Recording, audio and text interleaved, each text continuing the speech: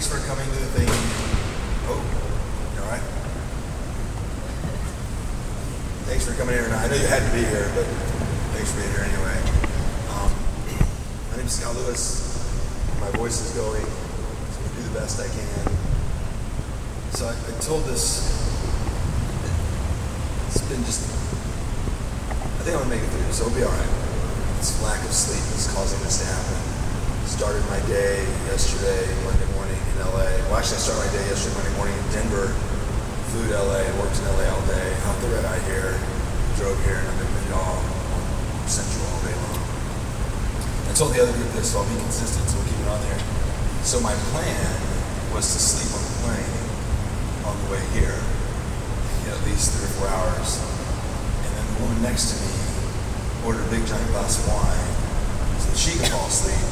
I didn't drink it and fell asleep anyway, but then had a sleep spasm and knocked it over onto me and just covered me in wine basically. So I have this big, I was traveling in my jeans, and so I'm just covered in wine. And here's the best part, she wakes up and knocks it over, and she looks over, it's all over, and she's like, sorry. And then just goes right back to bed. That's all I got. Screw you, buddy, I'm out. And I think the best part about it that I didn't share with the other group is, so when I land, it's 6:30 in the morning, and I had to go to get a rental car. And so I have to rent a car, and I'm a lawyer by training, and I have to rent a car for these people, and I smell like wine. There's no getting away from this. And there was a small part of me that wanted to walk up and start slurring. Be like, I'm here for my car. Just to see if they would totally give me the car or not. But I didn't slur, but I know I smelled like this, and so she gave me the car anyway. Which I was like, I'm sure there's some liability that attaches now. And then the whole way I was driving, I have to get a hotel room so I can change clothes. And the whole way I'm driving, I'm I know I'm gonna get pulled over. For this one time, so I'm being uber careful about the whole thing. But subsequently, I haven't slept in a while. So talk to you guys, talk to some of your colleagues in a minute, and then I'm gonna drive a couple hours and go to bed. So anyway, but that's not what you came here to hear about, my lamenting my sleep patterns. We're gonna talk about Title IX. More importantly, we are gonna just talk about consent. Let me tell you a little bit about myself. Went to Texas A&M for my undergraduate, where I studied psychology. I was uber involved there. I was an RA, I was an orientation leader, I was a student athlete, student government. I did a bunch of stuff while I was there. Made decent grades while I was there. Got out of there, went to graduate school there as well. Studied college administration. Then left there to go to law school and got a law degree from the University of Houston. Then worked at a law firm for a little bit, and then came back in higher education and worked at the University of South Carolina on their main campus in their system, mainly in areas like this, dealing with sexual misconduct, sexual assault, civil rights discrimination, and left there to work at St. Mary's College, and left there to work full-time with the group that I work with now. The group I work with now is called the National Center for Higher Ed Risk Management. It's a legal consulting firm. It's located outside of Philly. I actually don't live there. I live in Denver, Colorado. That's the advantage of being a partner with the firm, is you get to pick wherever you want to live, and I picked Denver, mainly because I like it more than Philly. And so subsequently, this is, anybody here from Colorado? Or Utah? Nope. See, for me, this is crazy humid. We have no humidity in Colorado. It's anytime in something like this. So now it's actually cooler in here than it was earlier, so you're actually getting the better one of the two. Been working with this firm since 2001, and what we do, just so you can get a set of what we're going to talk about, because I need you to understand not just why we're going to talk about it, but what we're going to talk about. Started working with them around this issue of sexual investigations, sexual assault investigations. And when we talk about sexual assault investigations, it's not just sexual assault, it's sexual misconduct. So it can be groping, stalking, we call them contact cases, where you just touch somebody inappropriately, all the way up to sexual assault or rape, and then also issues of other types of discrimination. Then we also do any other kind of risk, so homicide, suicide, all the things that are horrible is the stuff that we look into and help campuses either try to stop from happening, or when they happen, we do investigations investigations in them to try to figure out what went wrong and what's going on. So we used to, when we would talk with students about this, and I just want to give you the same setup that I gave to the ladies a minute ago. We used to do this, we used to do not so many years ago, is just give you this story, like we'd rip it from one of our cases and go, all right, here's what he said, here's what she said, and then let y'all vote on whether you think somebody broke the rule or assaulted somebody or something like that. And over the last several years, I started moving away from that, mainly because there seems to be a lot more different types of scenarios that are coming up when we're doing these investigations, and they're not all so stereotypical that we can encompass them in one case study. So rather than walk you through a single case study, what I'd like to do is tell you how we investigate it and tell you the things that we're seeing when it's gone wrong and somebody ends up getting found responsible of breaking either the rule from the institution on sexual misconduct, which would include, again, touching, the harassment, the exploitation. We call them high contact or penetration cases. And by exploitation, I'm talking about voyeurism, exhibitionism, pictures. We're going to come back to pictures and social media at the end. But what I want to walk you through is the way we do these investigations so you can get a sense of where, so that everybody can hear that, the sense of where these things go wrong. And so I'm just going to speak very candidly, very straightforward with you about what we see, and if you have questions or thoughts or concerns about it, that you cannot edit out before blaring. If you have questions or thoughts or anything, I want you to raise them in here, because I want you walking out of here better equipped, better, more knowledgeable about how to avoid the situation more than anything else. It sounds like it's getting closer.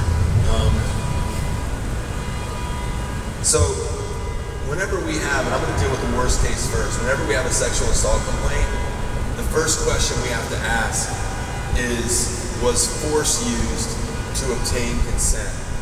And that's the question. By the way, this can be male on female, female on female, male on male, female on male. Consent is a key factor in all of this. And if force was used to obtain consent, then there can be no consent.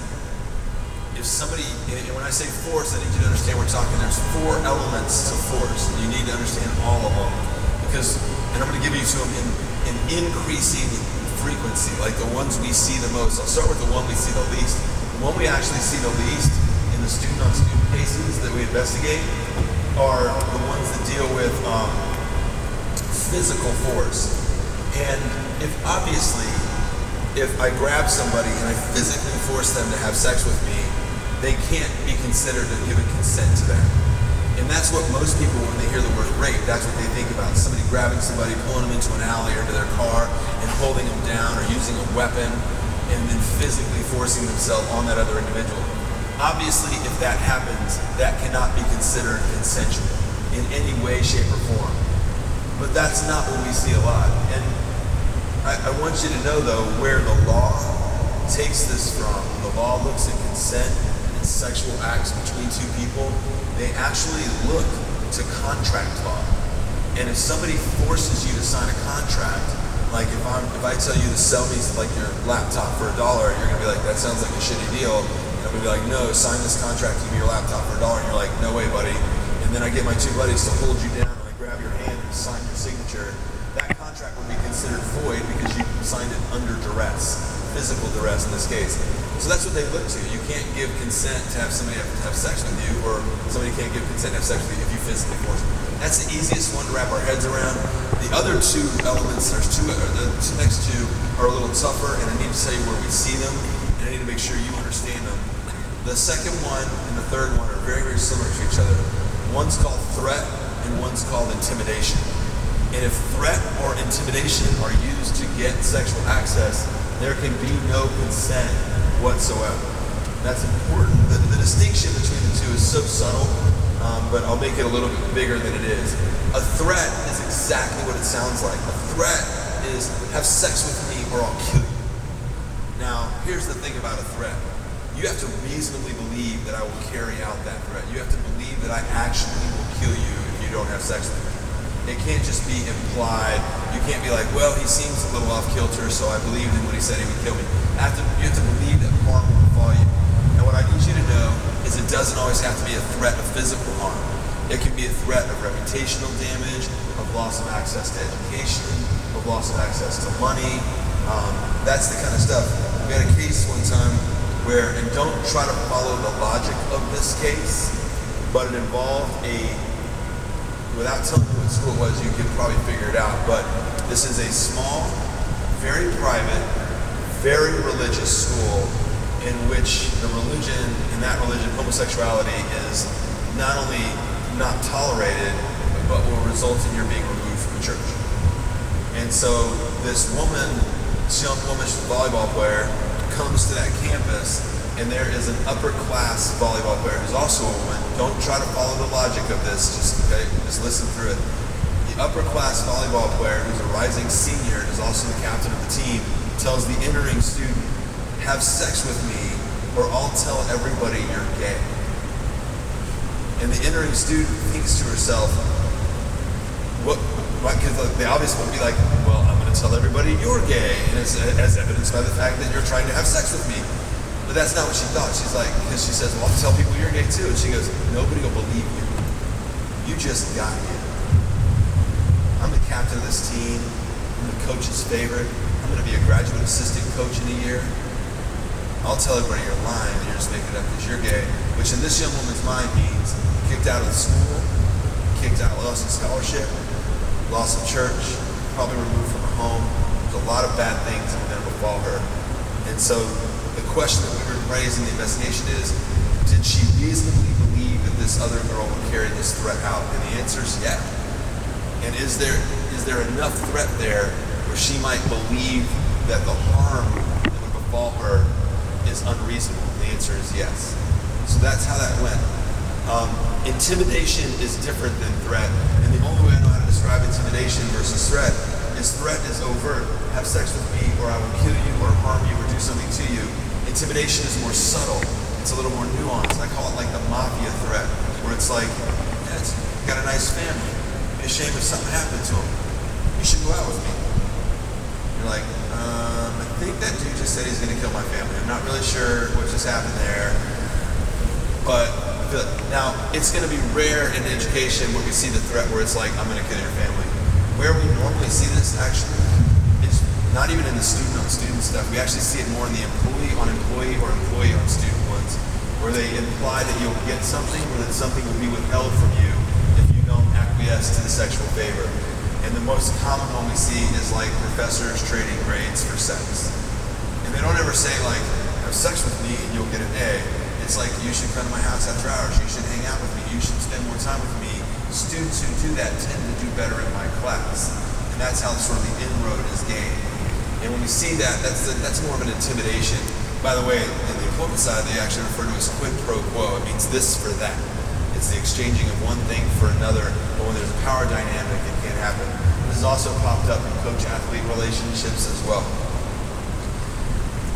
Those don't happen very much in the student-on-student, as I mentioned, but the fourth type of force does. And I need you all to really wrap your heads around this, because this is the one that does show up more in the force case of student-on-student.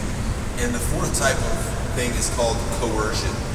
And this is where one person puts, in the technical legal definition is undue force or pressure on someone, or unreasonable pressure on someone, to the point where they will do something that they would not normally do. And coercion, just so you know, has to have some elements to it. There has to be frequency. You can't just coerce somebody by saying one thing. There has to be frequency, there has to be intensity, there has to be duration to it, it has to be isolated to a single party. And so coercion is there, but where people really do get confused is this notion of coercion and seduction. And this is where I really want you to kind of grasp the difference between the two things. Seduction is something that happens when you want to convince somebody to do something because it's good for them. And when you think about sexual seduction, at its heart, it ultimately is really this. It's It's have sex with me because it would be awesome for you. Which, please don't ever use that as like a line to pick up somebody and be like, hey, have sex with me because I'm incredible and you'll love it. Like that's more, if you make that work, I want to know how. But I'm just going to tell you, it's probably not going to make it for you. It's not a good opening salvo. And so, have sex with me because it'd be awesome for you. But the way you do it, how do we seduce people?